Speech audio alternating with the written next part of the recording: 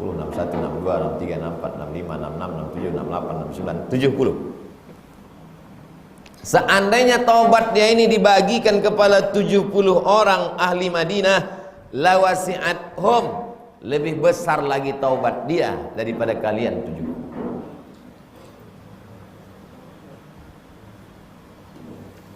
Ini menunjukkan bahwa sahabat Nabi itu rasional. Jadi kalau ada ustadz sekarang ditanya, "Ustadz, boleh saya tanya?" Jangan tanya-tanya, banyak tanya masuk neraka, Bani Israel. Umar itu rasional. Umar itu juga, "Ya Rasulullah, dia kan udah berzina, kenapa kau sholatkan dia?" Kata Nabi, "Laqad tabat." Dia sudah ya udah taubat.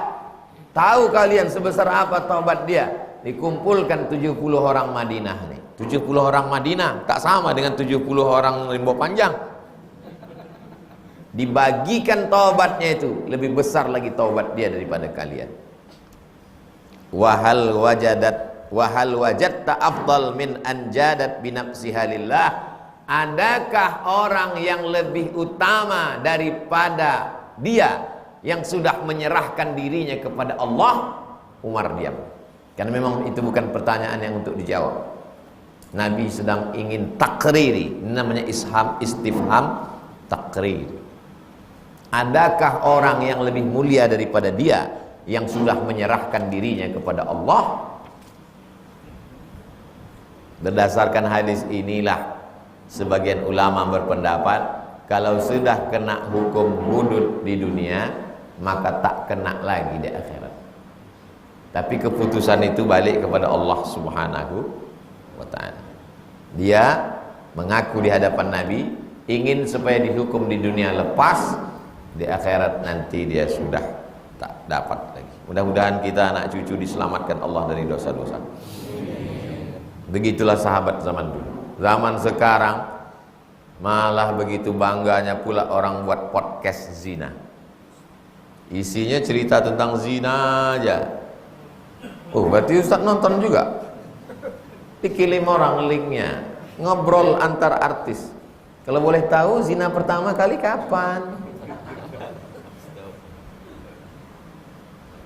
Pacar yang keberapa? Dengan bangganya. Padahal itu kan bisa di-cut Menkominfo kan? Karena tidak layak, karena tidak layak secara etik. Walaupun tidak Islam, saya yakin saudara-saudara kita yang tidak Islam itu, dia kan punya anak, dia kan punya istri, dia tidak senang anak istrinya berzina. Walaupun tidak Islam. Secara etik ketimuran. Kenapa orang-orang yang buat ini bisa? Tapi kalau sekali aja video Habib Rizik kita masukkan, langsung hilang. Tapi yang begitu bisa merajalela.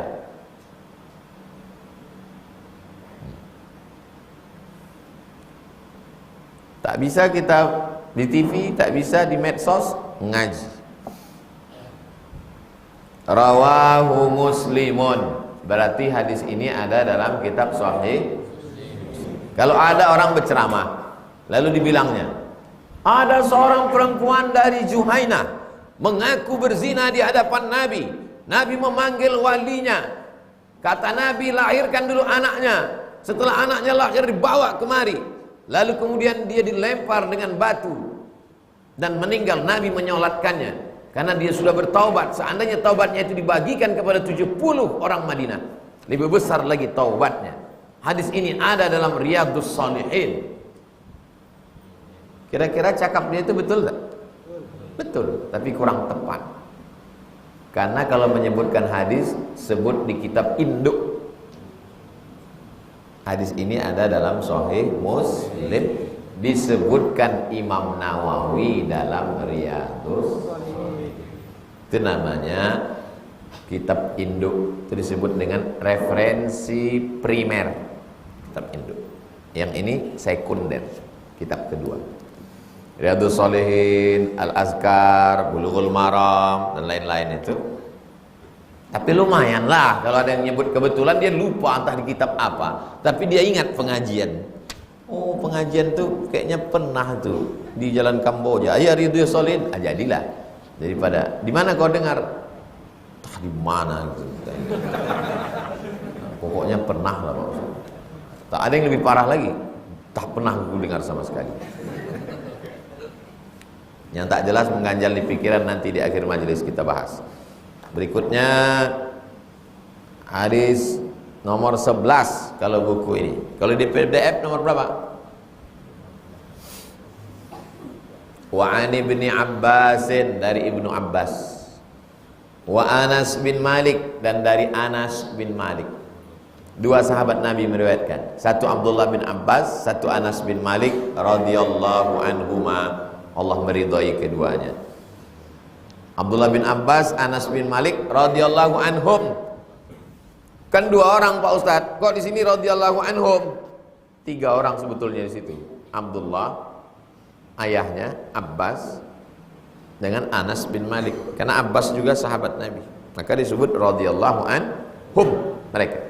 Anna Rasulullah sallallahu alaihi wasallam qala, Rasulullah sallallahu alaihi wasallam bersabda, "Lau anna libni Adam wadiyan min zahab." Seandainya manusia, Ustaz kenapa terjemahkan manusia? Di situ kan dijelas Bani Adam. Bani Adam itu maksudnya anak cucu keturunan Adam. Anak cucu keturunan Adam itu manusia. Ada antum nih yang tak keturunan Adam? Kalau ada berarti keturunan monyet. Seandainya manusia itu punya lembah, wadian lembah, ini gunung, namanya Gunung Semeru. Ini gunung lagi, namanya Gunung Merbabu. Merapi Merbabu. Ini Gunung Merapi, ini Gunung Merbabu. Kebetulan kami tinggal di tengahnya. Nah, itulah yang terakhir sama Ustadz Salim kemarin, Ustadz Faizal.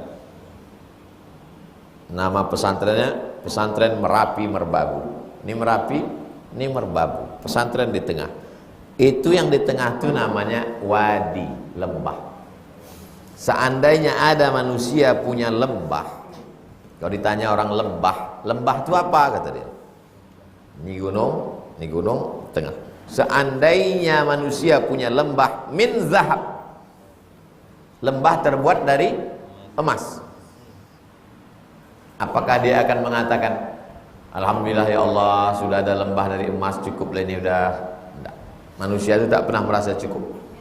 Ahabba ayyakuna lahu wadiyani, dia berharap supaya ada lembah satu lagi. Antum sekarang kuliah pakai motor, yang ada di dalam pikiran antum, nanti kalau aku kerja pakai mobil enak. Setelah antum punya mobil, antum bilang Tuhan tidak adil. Kenapa? Kawan antum punya jet, private jet. Setelah antum punya jet, duduk santai di pesawat pribadi, tak perlu antri naik tiket pesawat, antum bilang Tuhan kurang adil. Karena kawan antum punya jet pribadi, istrinya punya juga. Itulah sifat manusia. Antum sekarang boleh percaya tidak, nanti kalau antum jadi orang kaya, duduk di jet pribadi, antum akan ingat cakap saya. Betul kata Ustaz. Ahabba ayyakuna lahu wadiyani, dia tetap minta, ya Allah kalau bisa satu lembah lagi lah ya Allah. Karena anakku belum. Anak sudah dapat, cucuku belum. Cucu belum dapat, cicitku belum. Sampai kapan? Walan yamla ajaufahu illa turab, sampai mulutnya disumbat turab. Apa turab? Turab tanah. Ardun tanah secara umum. Turab selalu diartikan debu.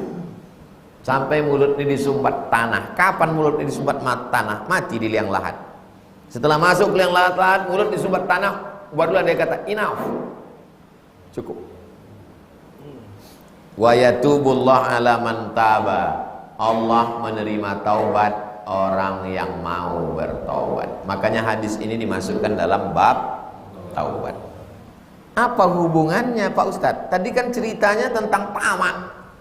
Tamak tak merasa cukup, mau minta satu lembah lagi, satu lembah lagi, satu lembah lagi. Itu memang sifat manusia. Tapi kalau dia ingat mati dan dia kemudian bertaubat, diterima Allah kah taubatnya? Terima. Wa yatubullah ala man taba. Siapa yang bertaubat diterima Allah Subhanahu wa taala. Kata Ustaz Somad kemarin, manusia ini memang tak pernah cukup. Seandainya dia punya lembah satu dari emas, dia akan minta lagi. Bukan kata Ustaz Somad. Itu dalam hadis yang dibacakan Ustaz Somad dalam Riyadhus Shalihin. Imam Nawawi meriwayatkannya. Imam Nawawi dari mana? Hadis ini muttafaqun alaih, disepakati atasnya. Muttafaqun alaih itu apa artinya Ustaz? Disepakati atasnya. Secara bahasa arti muttafaqun alaih disepakati atasnya. Kalau istilah hadis apa maknanya? Hadis ini ada dalam Sahih Bukhari, ada dalam Sahih Muslim. Kualitas hadis yang paling tinggi level awal VVIP muttafaqun alaih. Ada dalam Sahih Bukhari, ada dalam Sahih Muslim, muttafaqun alaih. Di bawah itu ada dalam Sahih Bukhari, tak ada dalam Sahih Muslim. Di bawah itu ada dalam Sahih Muslim, tak ada dalam Sahih Bukhari. Yang paling tinggi ada dalam Sahih Bukhari, ada dalam Sahih Muslim.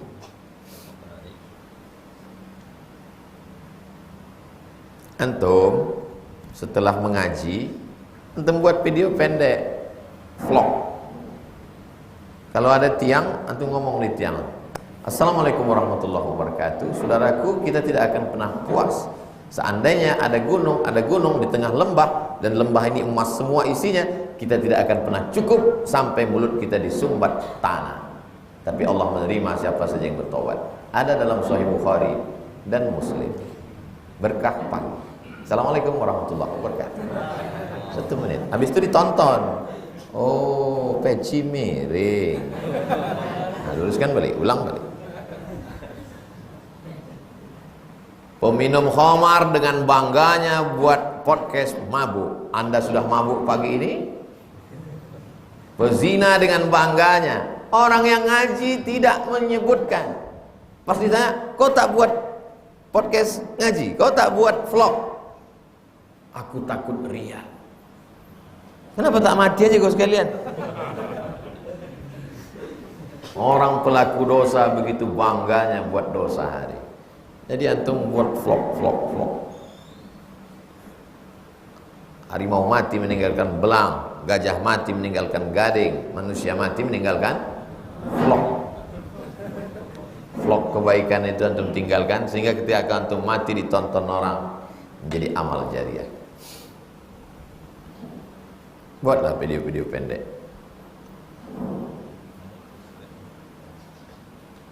Hadis yang ke-12 dari Abu Hurairah radhiyallahu anhu.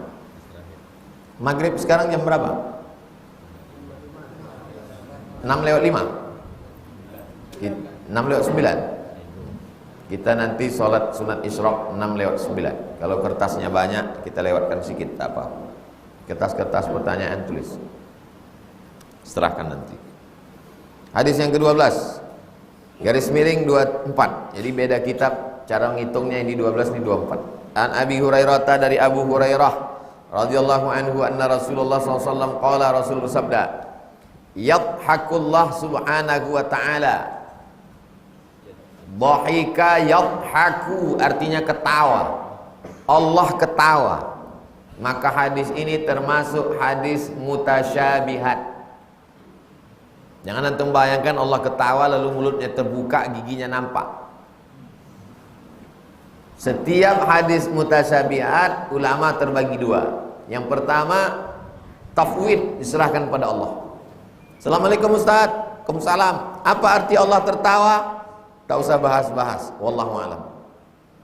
Assalamualaikum Ustaz. Waalaikumsalam. Apa arti ayat Allah di atas arsy? Jangan tanya-tanya, serahkan pada Allah. Wallahu a'lam. Assalamualaikum Ustaz. Waalaikumsalam. Apa arti yadullah, tangan Allah? Jangan bahas-bahas, serahkan pada Allah. Wallahu a'lam. Lama-lama tunjuk orang, itu Ustaz apa tuh? Ustaz wallahu a'lam. Ustaz yang begini namanya dia pakai mazhab tafwid. Tafwid artinya serahkan pada Allah. Yang kedua takwil. Ditakwil. Imam Bukhari mentakwil. Kullu syai'in halikun illa wajhah. Dalam Sahih Bukhari tengok. Semua yang di atas dunia ini binasa kecuali wajahnya. Imam Bukhari mentakwil. Kata Imam Bukhari, makna wajahnya di situ adalah kecuali kekuasaannya. Wajah ditakwilkan jadi kuasa. Nah, ketawa itu takwilnya apa? Ketawa itu artinya Allah ridho, Allah senang. Tadi waktu ku bawakan berita bahwa anak UIN sudah buat pengajian sesuai dengan saran Ustadz, ada Jalalain, ada Jala'ul Afham, Aqidatul Awam, ada Ihya Ulumuddin, Mau'izatul Mu'minin bin Ihya Ulumuddin. Ku tengok Ustadz ketawa. Sesungguhnya yang mau dia sampaikan, Ustadz senang. Begitu juga makna hadis ini, Allah senang. Yang nanti artikan Allah tertawa. Allah senang. Ila rajulaini, melihat ada dua orang laki-laki. Yaqtulu ahaduhumal akhar. Si A membunuh si B, si B membunuh si A. Yadkhulanil jannah. Dia masuk ke dalam surga. Yuqatilu hadza fi sabilillah fayuqtal. Yang ini berjuang, berperang di jalan Allah, lalu kemudian dia terbunuh, mati. Summa yatubullah alal qatil, dan yang membunuh itu bertaubat, taubatnya diterima Allah. Fayuslim, lalu dia masuk Islam. Fayus tashhad, dan dia juga mati syahid. Dua orang laki-laki yang dibunuh mati syahid, yang membunuh bertaubat, lalu kemudian masuk Islam, dan kemudian dia ikut perang jihad, dan kemudian dia juga mati syahid. Maka Allah senang melihat kedua orang ini. Intinya jangan putus asa walaupun sudah membunuh. Muttafaqun alaih. Allah, hadis ini ada dalam Sahih Bukhari, ada dalam Sahih Muslim. Habis bab yang kedua. Sekarang masuk bab yang ketiga, babus sabri, bab sabar. Sabar itu nama tanaman. Tanaman sabar. Nama sabar itu nama tanaman. Nabatatus sabar.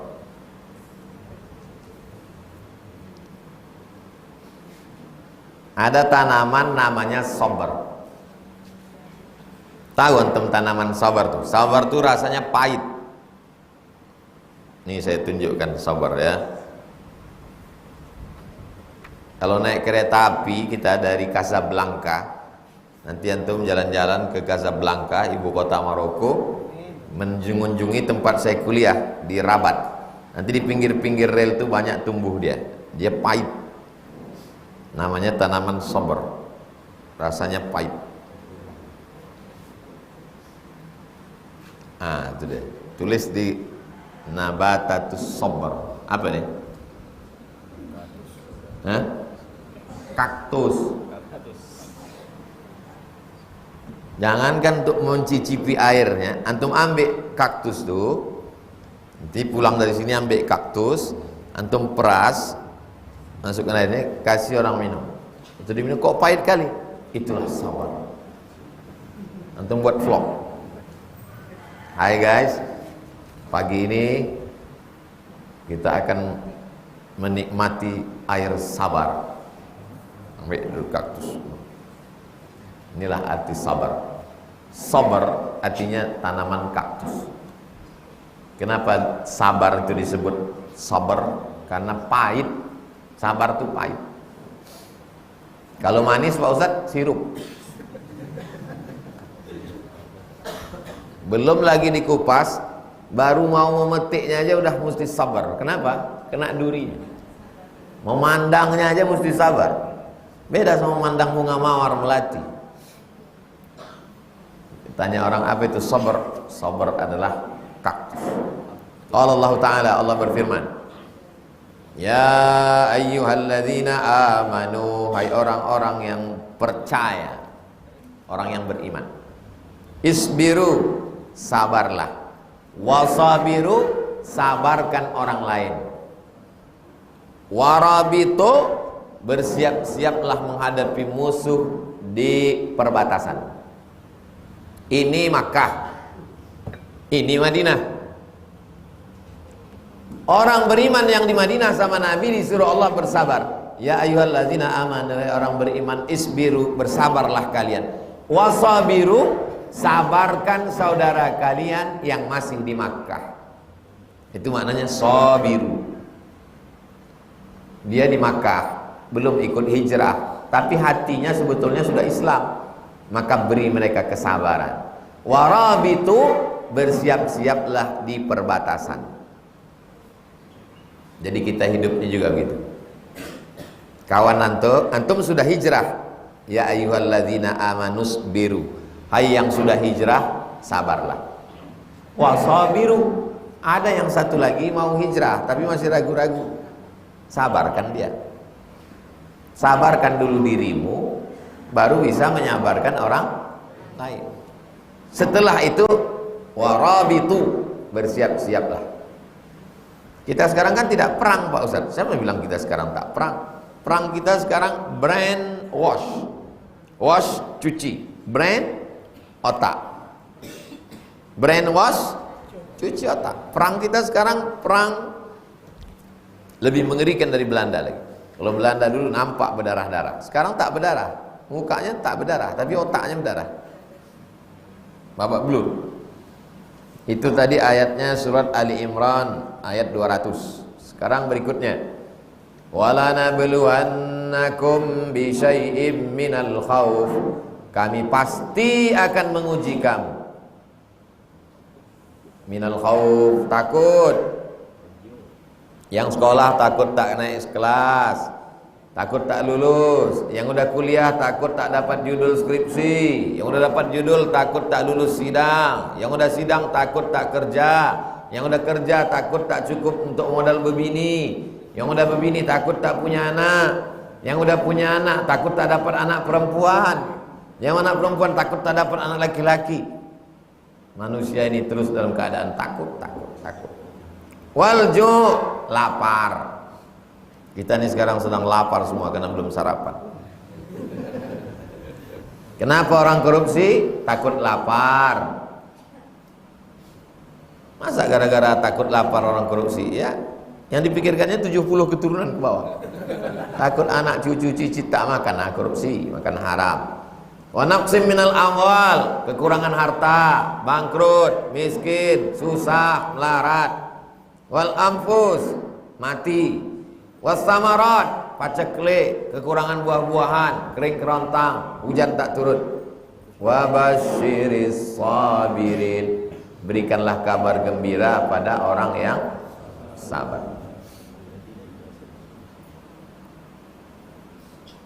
Itu ayat Al-Baqarah 155. Ayat surat ketiga. Innama yuwaffas sabiruna ajrahum bighairi hisab. Allah memberikan balasan full, penuh kepada orang yang sabar. Hidup ini dua. Kalau sesuai yang antum inginkan dengan yang dikasih Allah, syukur. Kalau tak sesuai yang antum inginkan yang dengan diberikan Allah, sabar. Misalnya saya inginnya teh manis, tiba-tiba yang datang air putih, berarti saya sabar. Ngasih contoh itu tak usah jauh-jauh. Misalnya nanti antum berceramah, jangan ngasih contoh. Allah tuh kalau ngasih contoh yang dekat-dekat. Afala yanzuruna ilal ibili kaifa khuliqat. Tengoklah onta bagaimana diciptakan. Wa ilas sama'i kaifa rufi'at. Bagaimana langit dinaikkan. Jadi ngasih contoh tak usah jauh-jauh. Ustaz kasih saya contoh dengan keinginan kita sesuai dengan keinginan Allah. Cari contoh yang jauh-jauh, dekat-dekat aja dulu. Saya maunya kopi susu. Tiba-tiba datang kopi susu. Berarti Allah ingin saya syukur. Tiba-tiba datang air putih. Berarti Allah ingin saya sabar. Ustaz menyindir, enggak? Jangan kasih Ustadz air manis. kasih ustadz air putih. Siapapun ustadznya sini jangan kasih air manis. Karena penyakit ustadz diabetes. Ustadz banyak duduk, kurang olahraga, sakit pinggang. Yang kedua, leher, pita suaranya panas. Kalian kasih air manis, rusak. Tua tak bisa bercakap lagi. Paling sehat kasih air putih. Kalau nanti ada ustadz yang marah, kenapa tak ada kopi, kenapa tak ada manis? Itu saran dari Ustadz Somad. Itu tadi hanya sekedar kasih contoh. 3 cara kita berinteraksi dengan Allah. Sesuai yang kita inginkan dikasihnya, syukur. Tak sesuai kita dikasihnya, sabar, husnuzon. Antum inginnya berdoa nikah minta sama si siapa nama calon antum? Ngatiem. Ternyata dikasih Allah ngatini. Antum mesti bersabar dan antum husnuzon. Menurut ilmu Allah, ngatini ini yang lebih baik bagi antum. Mohon maaf Ibu Ngatiem dan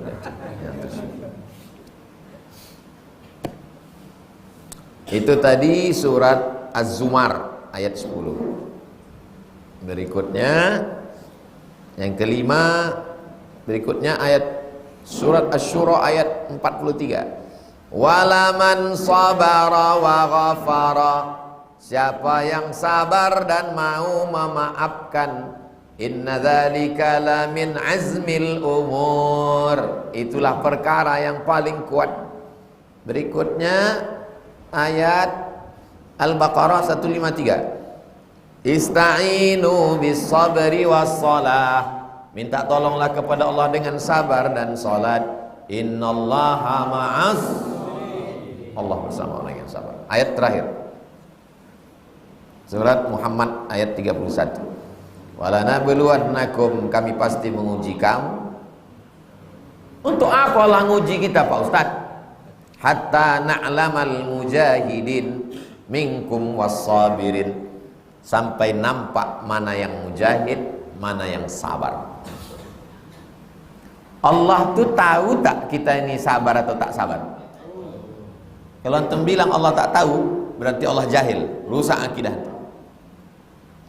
Kalau Allah tahu, kenapa kita diujinya? Tapi dia tahu.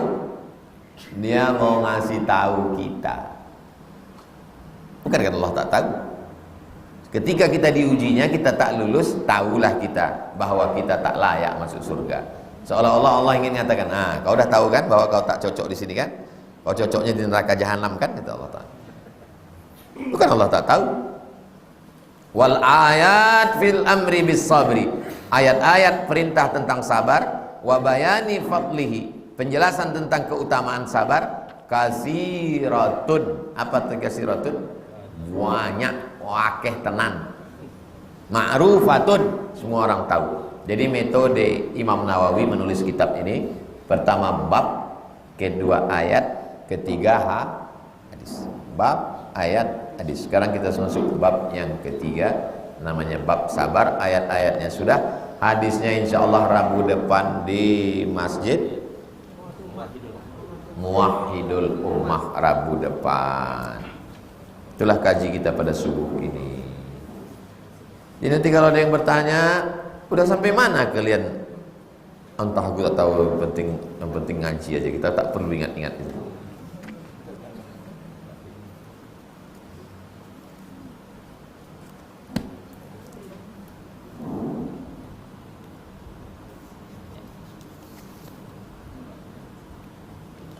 Mengenai perbedaan qiraat, apakah dapat mempengaruhi penafsiran, penetapan suatu hukum?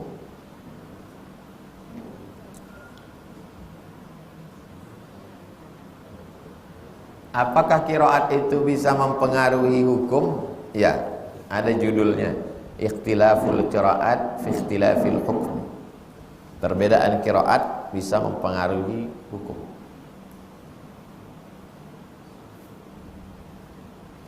Ikhtilaful qiraat, ikhtilaful hukm.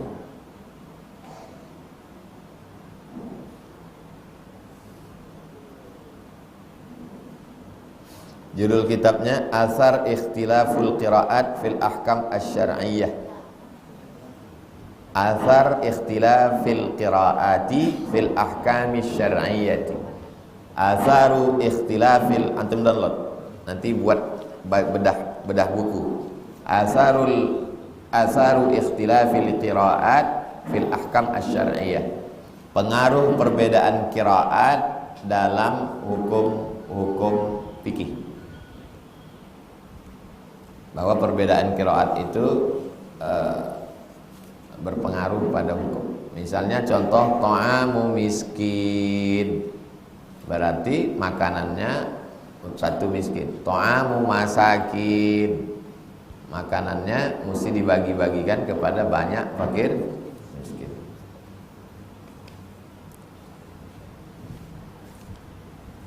La taqrabuhunna hatta yathhur. Satu lagi, hatta yattahharna. Ikhtilaf.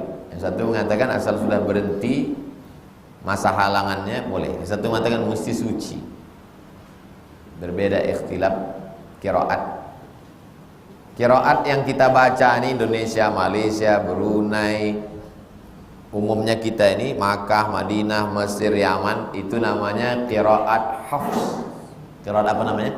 Hafs. Ha, fa, shad. Tapi kalau Maroko, Mauritania, Aljazair, itu qiraatnya warsh. Nama qiraatnya warsh. Ciri qiraat warsh bedanya Fatihah mimnya pendek. Ar-Rahmanir Rahim, Maliki Yaumiddin. Qiraat warsh. Shadnya tebal. Alladzina yuminu, hamzahnya hilang. Alladzi, kalau qiraat hafs, alladzina yu'minuna. Kalau dia alladzina yu'minuna bil ghaibi wa yuqimuna as-shalah. Kalau qiraat hafs, wa yuqimuna as-shalah. Yang baru baca Iqra tak usah pikirkan itu. Nanti tak semangat baca Iqra-nya. Tapi antum yang sudah hafal hafz, bagus belajar qiraat warsh. Tapi jangan untuk membingung-bingungkan jamaah. Banyak orang belajar mazhab biar supaya nampak keren. Salat pun gitu juga. Di salat di masjid Ar-Rahmanir Rahim, Maliki Yaumiddin, tak boleh, menimbulkan fitnah. Seumur-umur tak pernah saya baca qiraat warsh kalau jadi imam. Padahal 2 tahun saya belajar di Maroko. Guru-guru kami pakai qiraat warsh, tak pernah saya buat. Kenapa? Takut jadi fitnah. Merek kain, baju bermerek apa hukumnya terbaca oleh orang yang sedang sholat? Baca sahabat UAS belakang atau biker subuhan, tengoknya. Selama tak keluar, asal keluar dari mulut ni batal sholat. Bikers batal. Makanya mata itu disuruh menengok tempat sujud. Rupanya di tempat sujud pun tertulis karpet ini hadiah dari caleg. Pejamkan mata. Itulah makanya tak boleh bertulis-tulis. Makanya makruh menulis kaligrafi di dinding menurut mazhab Maliki. Ini masjid mazhab Maliki. Tak ada kaligrafi. Makruh menulis di dinding. Kenapa? Karena kalau ditulis di dinding, mazhab Maliki itu sholatnya tidak nengok tempat sujud, nengoknya ke depan. Karena ayatnya fawalli wajhaka syatral masjidil, hadapkanlah wajahmu ke Masjidil Haram. Ini kalau orang nengok ke bawah berarti mana pula? Masjidil Haram kan bukan di sini. Itu mazhab Maliki. Tapi jangan nanti antum pulang sholat gini, tengok kawan kau tak nak tempat sujud. Fawalli wajhaka syatral masjidil. Kalau mau buat papan pengumuman, gini caranya, buat di belakang. Yang di depan, tengok jemaah, mak banyak kali hutang masjid ini. Intinya selamat, kalau tercakapkan batal, ulang balik. Apakah orang zina menikah lagi setelah lahir anaknya, atau hanya apakah orang berzina menikah setelah lahir anaknya, atau hanya satu kali saja? Paham tuh?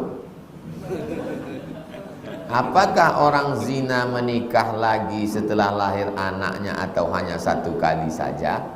Paham tuh? Paham? Yang paham tuh jelaskan. Antum paham? Coba jelas. Pertama nikah, setelah anak lahir nikah lagi. Itu mungkin maksudnya. Pertama nikah. Dia nikah. Atau amir. Setelah anak lahir nikah lagi. Apa hubungannya? Pertanyaannya apa? Suatu sedang hamil. Dia sedang hamil nikah. Jadi setelah lahir anak, apakah nikah lagi? Tidak. Dia hamil, terus dia nikah. Aku nikahkan engkau dengan anakku dengan mahar sebentuk cincin emas tunai. Habis itu anak lahir, terus dinikahkan lagi. Terus yang akad yang pertama itu batal lah.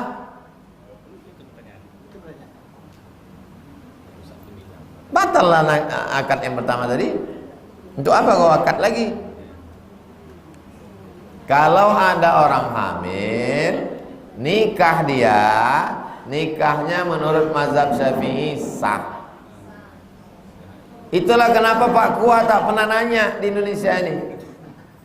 Pernah Pak Kua nanya, kau tengok buncit perut kau ni, hamil kau? Tak pernah Pak Kua nanya. Kenapa? Karena kompilasi hukum Islam Indonesia pakai mazhab Syafi'i. Dalam mazhab Syafi'i perempuan hamil nikahnya sah. Tapi kalau anaknya lahir 4, yang pertama, anak itu tidak boleh pakai bin bapaknya. Tak boleh pakai bin. Kenapa? Karena dia mencoblos sebelum hari H. Kertasnya tak diakui. Yang kedua, kalau anak ini laki-laki, anak ini laki-laki, habis itu nanti lahir adiknya perempuan, anak ini tak bisa jadi wali bagi adiknya. Karena dia bukan saudara seayah, tapi saudara seibu. 3, lahir anak ini perempuan, si bapak ini tak bisa mewalikannya. Bapak ini tak bisa mewalikannya, karena itu bukan anak dia. Sudah dibawa tes DNA di Singapura, ini anak saya. DNA tak laku dalam Islam. Kalau DNA laku, semua yang zina-zina itu diakuilah. Yang keempat, kalau bapak mati, budak ini tak dapat harta warisan. Dan kalau anak ini mati, kaya dia, si bapak ini tak dapat harta warisan. Karena mereka tak ada hubungan. Macam bapak tiri, tak ada hubungan. Jelas? Makanya kalau ada perempuan hamil, kalian nikahkan, itu hati-hati efek-efeknya nanti. Jangan sampai dia pula menikahkan anak itu 2 kali, dia salah. Jadi Pak Ustadz, kalau saya nikahi perempuan ini, terus anak ini lahir perempuan, 25 tahun umurnya, mau nikah, siapa walinya? Wali hakim. Kalau saya diminta menikahkan, jangan mau. Gimana caranya? Pura-pura kau mencret. Pergi ke rumah sakit, minta surat keterangan sakit. Biar Pak Kua nikahkan dia, jangan kau menikahkan. Zaman sekarang bagaimana cara taubat zina? Zaman sekarang kalau antum datang pagi ini minta ana supaya mencambuk 100 kali, ana tak mau. Kalau pas 2 cambuk antum mati, lalu kita gali tanah depan, kita lempar, kita semua ini ditangkap Kapolsek. Karena rukun untuk menegakkan syariatnya tak ada. Kecuali dulu bunyi Pancasila itu tak dirubah. Pancasila dengan kewajiban menjalankan syariat Islam bagi pemeluknya bisa dilaksanakan. Tapi saudara kita di timur takut. Padahal syariat itu berlaku hanya untuk umat Islam. Takut mereka. Orang Islam ini lemah hati baik. Kalau kalian takut, biarlah ketuhanan yang Maha Esa. Akhirnya syariat Islam tak dilaksanakan. Jadi bagaimana sekarang cara tobatnya Pak Ustadz? Mandi tobat. Setelah mandi tobat, sholat sunat taubat. Habis sholat sunat taubat, beristighfar. Habis itu istiqomah. Mudah-mudahan diampunkan Allah SWT. Amin ya Rabbal. Dulu saya dibully dari SD sampai SMA karena bentuk gigi saya. Lalu saya memakai behel. Apakah saya merusak ciptaan Allah? La'anallahul washimat. Allah melaknat tukang buat tato. Wal mutashimat, minta buatkan tato. Wal mutanammisat, mengotak-atik gigi. Wal mutanammisat, apa namanya? Alis. Alis. Yang ini bulu mata, yang ini alis. Mencukur alis, memotong alis. Wal mutafallijat, gigi. Menjarang, mengerafatkan gigi, memotong gigi. Ujungnya tengok, baca hadis yang dipotong. Lil wal mughayyirat, merubah ciptaan Allah lil husni, untuk cantik-cantik. Kan sudah bagus ini, dirobahnya. Itu yang dilaknat. Kalau memang dia, mohon maaf, kalau memang bentuknya tak layak, senyum dia pingsan orang, maka hukum merubahnya mubah, boleh, karena mengembalikan ke bentuk asal. Tumbuh alis nih, saya selalu juga ditanya orang, kenapa alis Ustadz tebal? Tak pernah saya kasih kemiri apa-apa. Dulu waktu kecil kata kawan, Mat, ini kalau kita potong nampak tuyul. Kami cukur lah, rame-rame cukur. Tengok, mana tuyul? Aku, gitu dia. Rupanya kalau kita rame-rame motong, saya motong, antum motong. Antum nengok tuyul, saya nengok tuyul. Kecil si SD lagi. Jangan antum praktek, jangan antum ajarkan belakangan. Jadi kalau dia merubah ciptaan yang sudah bagus, nah itulah yang dilaknat Allah. Kalau tidak merubah tak apa-apa. Berlaku untuk semua. Alis, tangan. Ada orang operasi plastik karena kebakaran, hilang wajahnya sebelah, atau face off, boleh, tak apa. Apa hukum vaksin yang dibeli tapi dapat kartunya, tidak disuntik?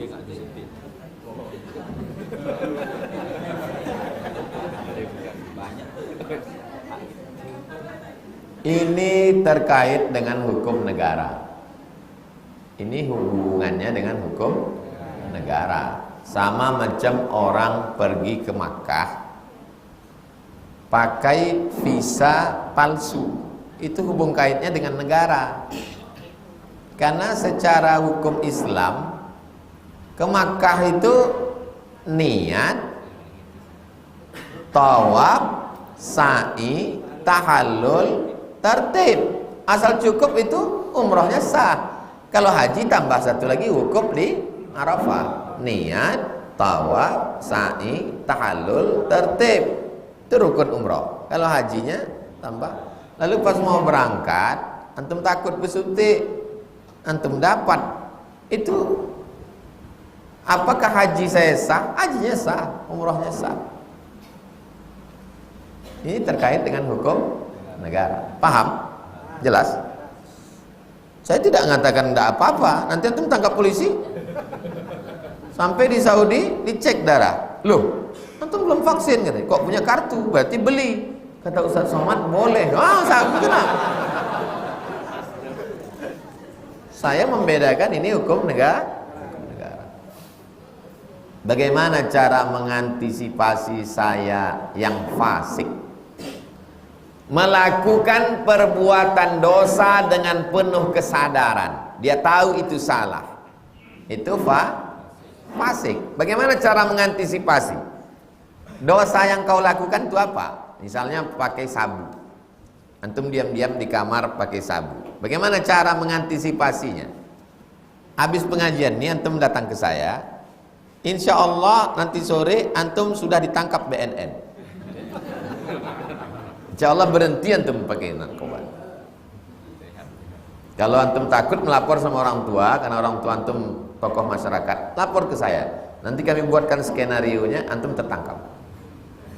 Insya Allah antum berhenti. Apa dosanya sebutkan? Bisa berhenti. Saya nih Pak Ustadz melakukan perbuatan maksiat, saya berzina. Antum bebini. Tak ada obatnya lain kecuali bebini. Saya homo Pak Ustadz. Nanti saya suruh kawan-kawan tentara melatih antum. Hilang bencong antum. Tidak bisa cukup dengan istighfar, ada langkah-langkahnya.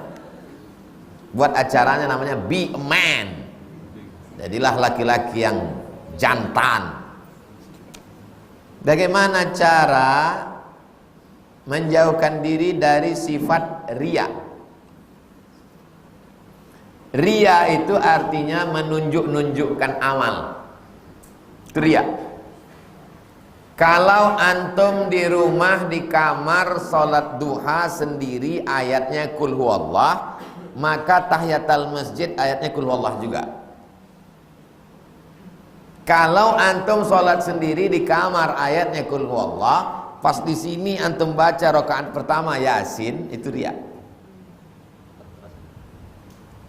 Antum tinggal dekat masjid, antum salat ke masjid, itu bukan riya. Jadi jangan nanti, kenapa kau tak pernah ke masjid? Aku takut riya. Itu bukan riya. Jadi kenapa? Karena Allah nyuruh ke masjid. Innama ya'muru masajidallah. Nabi nyuruh ke masjid. Maka kalau ada landasan hukumnya, semua orang memuji kita, itu tidak riya. Saya ceramahnya, ini tak riya. Orang memuji saya tak peduli. Mau dipuji, mau dicaci, mau dimaki, tak peduli saya. Penting saya sampaikan terus. Kalau jamaahnya satu, tak semangat. Kalau jamaahnya ramai, semangat. Riya, berarti bukan karena Allah. Ustadznya semangat kan karena banyak jamaah? Enggak. Sering saya ceramah tak ada jamaah. Saya sama kamera itu berdua. Makanya semuanya mesti lillah. Lelahku lillah. Apa hukum wudhu dalam toilet? Sah, tapi jangan ucapkan bismillahnya dilapaskan. Jangan bismillahirrahmanirrahim. Wisi tengah. Antum cuci tangan dalam hati. Ini dalam hati. Semuanya dalam hati. Begitu juga menjawab azan. Allahu akbar, Allahu akbar. Dalam hati. Tidak boleh menyebut Allah di dalam toilet. Salat wudhu sah. Bolehkah sajadah dijadikan alas trika? Al aslu fil asya al ibahah. Hukum segala sesuatu mubah sampai ada dalil yang mengharamkannya. Kalau tujuannya menyetrika di atas sajadah itu untuk menghinakan, merendahkan, haram. Tapi kalau tak ada unsur merendahkan, menghinakan, tak haram. Kenapa sajadah itu kau buat alas? Apa alasannya? Karena tebal. Maka dia tidak menghinakan. Tapi kalau dia ingin merendahkan, punya sajadah hanya pakai alas, tak pernah dipakai sembahyang. Merendahkan, menghinakan syariat Islam.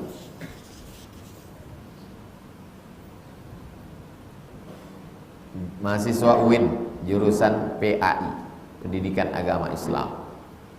Anak PAI bagus membaca kitab supaya nanti kalau dia jadi guru bergizi. Yang dia ajarkan ke murid itu bergizi, yakin dia. Antum ikuti aja kajian Ustaz Mawardi Muhammad Saleh, ikut kajian Ustaz Saidul Amin, ikut, datangi pengajian-pengajian. Supaya nanti antum pas jadi guru antum bagus. Jangan cukupkan hanya di kampus. Kami dulu tidak hanya di Azhar, datang pengajian-pengajian. Otang panting kalau udah bulan Agustus itu syekh-syekh itu berdatangan. Agustus libur, syekh-syekh yang di luar dari Kairo datang.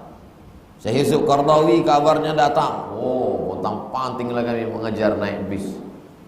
Saya, Ustadz Sahrul Aidi, Ustadz Muhammad Abdi, pimpinan Islamic Center. Oh gila naik bis ngajar. Sampai ke sana nampak Syekh Yusuf Qaradawi. Masya Allah. Di depannya ada minuman air putih sama sirup. Begitu selesai pengajian, habis minuman Syekh Yusuf Qaradawi. Yang minumnya orang Indonesia semua. Rendah hati beliau. Selesai acara itu ngobrol. Baik orang. Syekh Ali Jum'ah ngaji. Nanti ada Syekh Said Sabiq yang nulis fikih sunnah di Masjid Al-Hadiyul Islami. Baru lagi saya baru sampai Kairo. Tanya sama abang, paham nggak? Enggak. Udah tua betul dia waktu itu. Ngomongnya udah nggak jelas dan bahasanya bahasa pasaran, bahasa Amiyah. Said Sabiq yang nulis fikih sunnah. Sebagai mahasiswa yang muda, apakah berpahala jika menghilangkan perasaan pada akhwat demi menjaga kekhusyuan ibadah kepada Allah?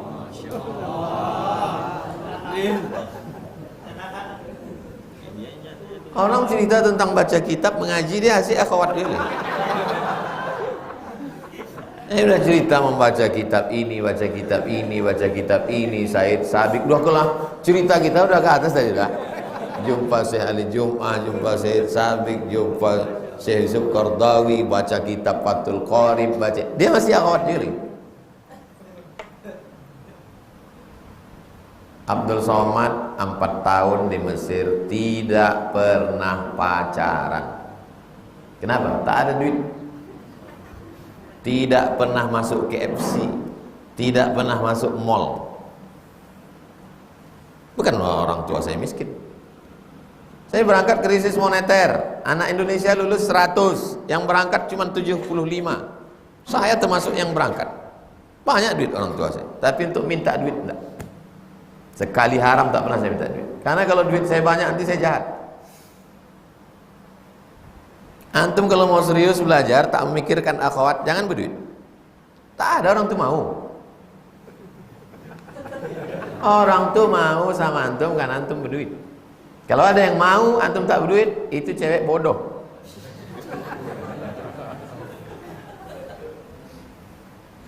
Antum bisa malam minggu jalan-jalan, pergi ke mall, karena antum pakai motor.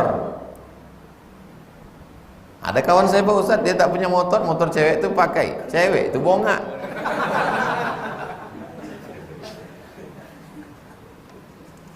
Kuncinya satu aja, jangan banyak duit. Asal antum banyak duit, tapi orang tua saya mampu kaya, masukkan ke bank, simpan, buat modal. Kalau antum banyak duit, antum jadi jahat. Nanti setelah antum kuliah, antum nikah, dapat perempuan yang baik-baik insyaallah.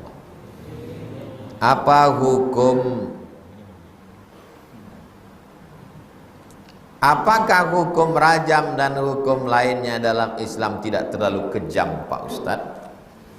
Antum tahu euthanasia? Tulis di Google.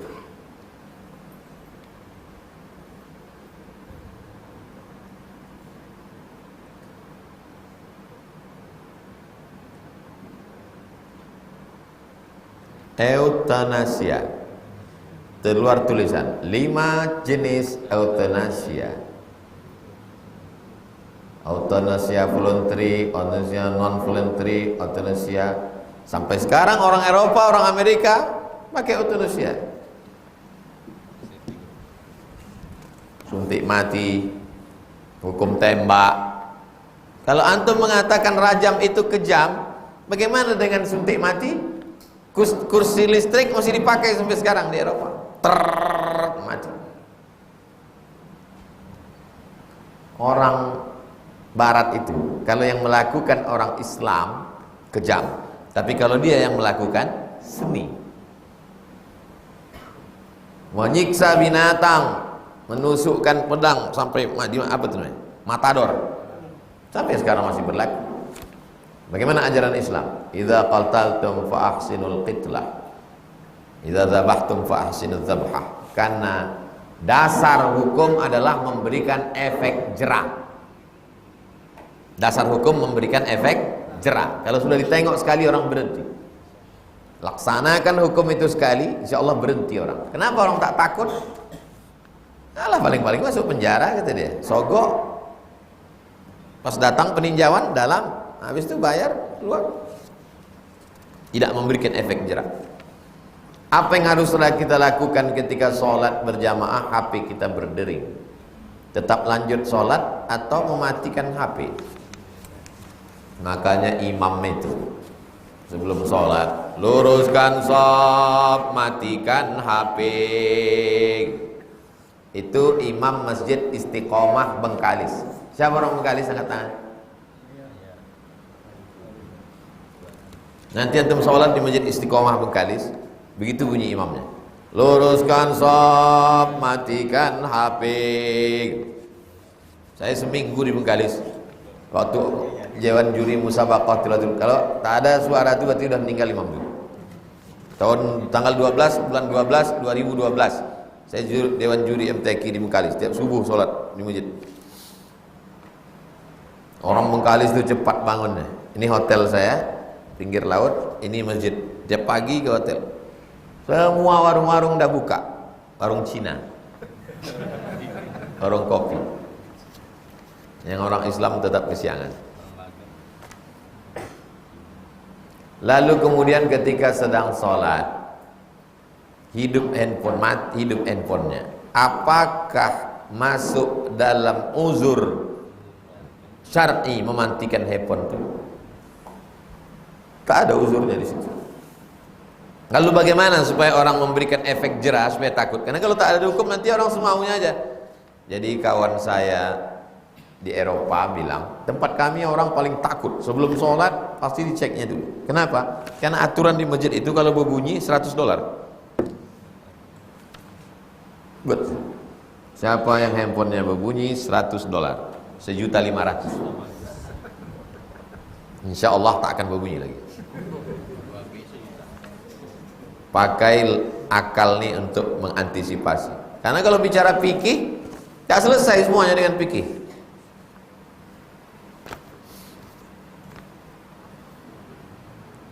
Mertua saya tarekat bukan Satariyah, Syattariyah. Shin, Ta, Alif, Ra, Ya, Ta marbutah. Syattariyah.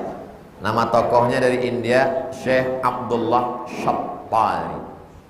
Ulama Indonesia yang paling besar membawa tarekat Syattariyah ini namanya Syekh Abdul Rauf As-Singkili.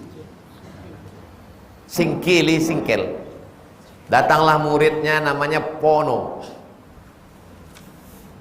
Syekh Abdul Rauf As-Singkili dapat firasat bahwa akan ada seorang murid, mohon maaf, pincang kakinya salah satu. Penampilannya biasa saja.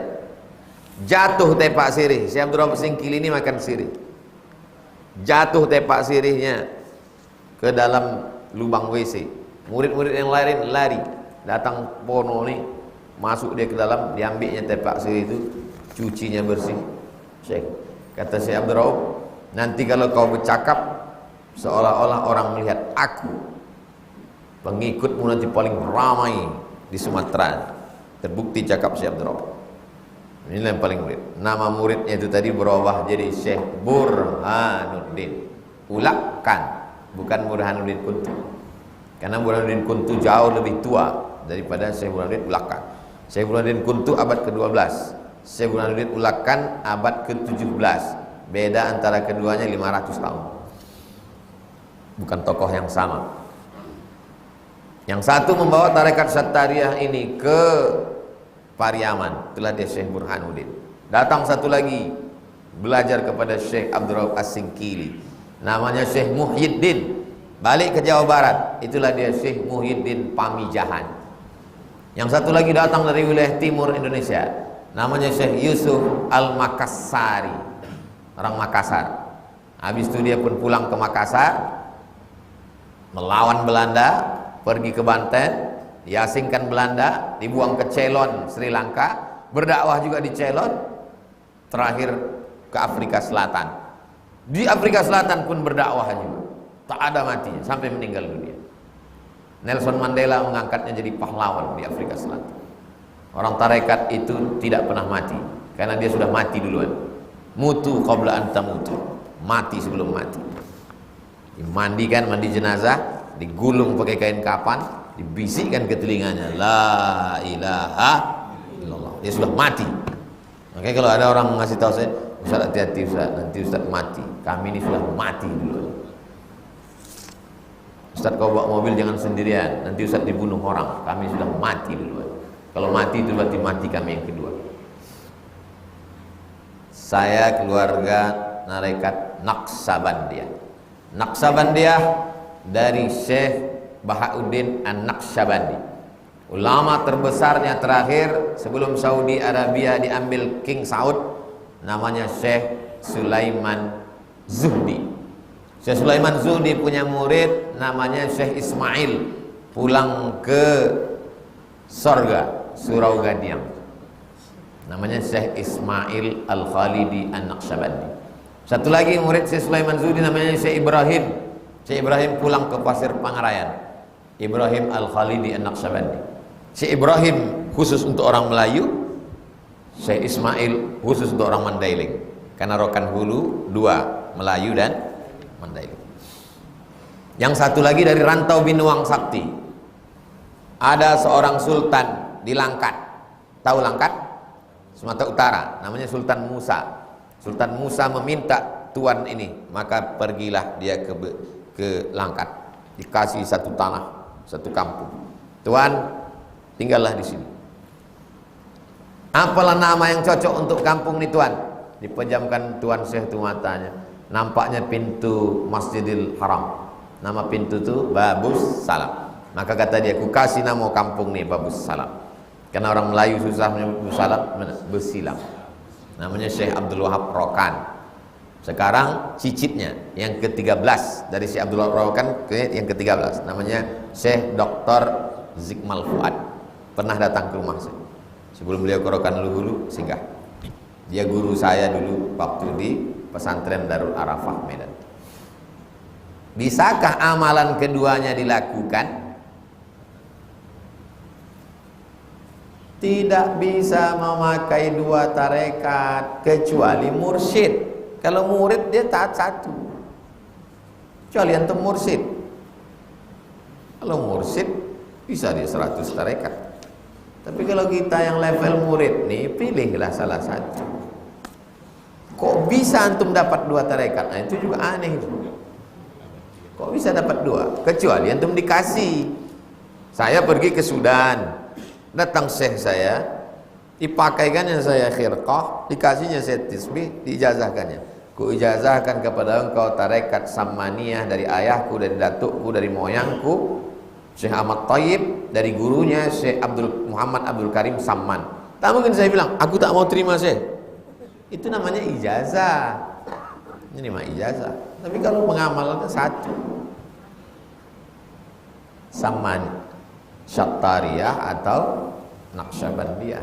Bedanya Ustaz, Naqsyabandiyah itu sir.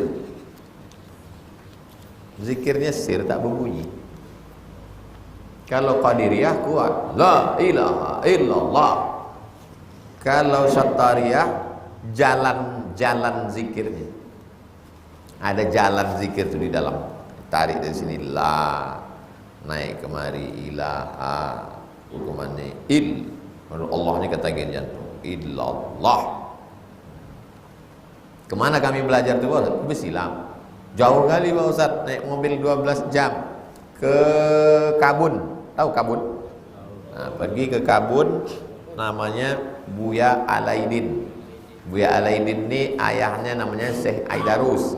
Syekh Aidarus ini nama ayahnya Syekh Abdul Ghani Al-Kampari, ulama besar, mursyid tarekat Naqsyabandiyah. Bersuluk antum di sana 10 hari 10 malam, menanamkan Allah Allah Allah Allah Allah Allah Allah Allah Allah Allah Allah Allah Allah Allah Allah Allah 10 hari 10 malam. Yang paling lama tak terbatas, yang normal 40 hari, yang paling minim 10 hari. Matikan handphone supaya antum merasakan manisnya zikir. Khalwah namanya. khalwah, bersunyi-sunyi dengan Allah SWT. Antum mahasiswa sangat bisa. Selesai atau libur semester, pergi situ 10 hari. Saya mau bersuluk, Tuan. Salam dari Ustaz Somad, Buya. Ustaz Somad nyuruh saya kemari. Saya mau talqin zikir, bersuluk 10 hari. Apalah kerja selama 10 hari? Zikir aja. Salat wajib, zikir. Apa makna hadis bahwa Islam itu muncul dalam keadaan asing dan akan kembali dalam keadaan asing? Maka beruntunglah orang-orang yang asing. Bada'al Islamu gharibun fasawfa yakunu ghariban fatuba lil ghuraba. Awalnya dulu aneh, lalu kemudian di akhir zaman dia akan aneh, maka berbahagialah orang yang aneh. Sekarang kalau ada anak muda yang tidak pacaran, aneh. Hari gini nggak punya pacar, apa kata dunia? Kalau ada yang nikah tidak pakai foto prawet, aneh. Padahal berpeluk-peluk, berpegang-pegang, belum akad nikah, haram. Kalau ada hari ini yang akad nikah perempuannya tak ada di situ, aneh. Padahal dulu zaman kerajaan Melayu Siak tak ada perempuan duduk di situ. Kenapa pula perempuan duduk di situ? Perempuan di kamar. Yang akad itu adalah mertua dengan menantu.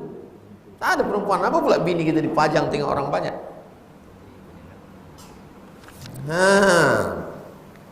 Itu tradisi dari mana? Itu tradisi artis itu, sunnah artisiyah. Kalau nikah sekarang tidak pakai keyboard tunggal, aneh. Fatuba lil ghuraba, berbahagialah orang yang aneh. Paham?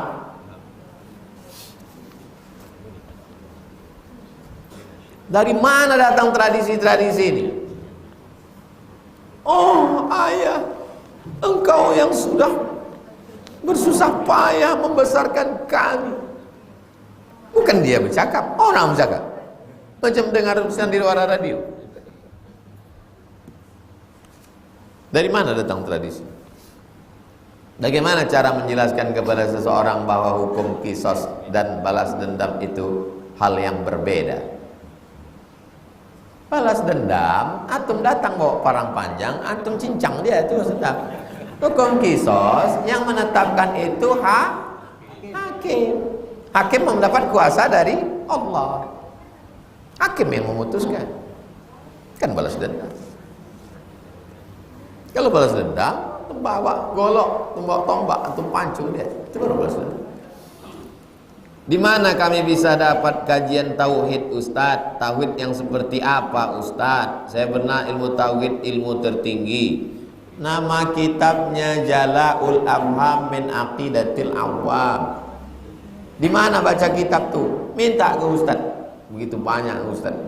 Siapa Ustadz yang mengajarkan akidah? Minta dia. Tolong bacakan Aqidatul Awam. Minta ke Ustadz. Jangan saya juga lagi. Saya udah kasih ini 4 hari. Rabu. Nanti kalau saya udah tua, tak setelap lagi pergi-pergi, udah menggeletar naik pesawat. Tiap hari saya baca kitab. Tapi saya tua, kalian udah mati pula.